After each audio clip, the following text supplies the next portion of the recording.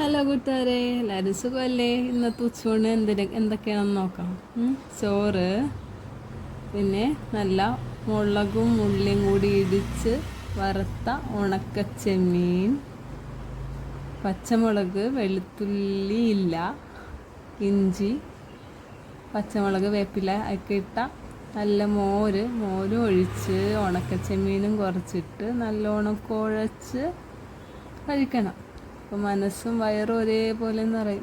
ഇത്രയും ചൂടുള്ള സമയത്തെ നമ്മൾ ഈ ചിക്കനും മട്ടനൊക്കെ കൂട്ടണ സമയത്തിൽ നല്ലത് ഇതേപോലെ മോരൊക്കെ കൂട്ടി കഴിക്കണമാണ്. ശരീരം എപ്പോഴും റിഫ്രഷായിട്ടിരിക്കും, നല്ല തണുപ്പേകും ശരീരത്തിന്.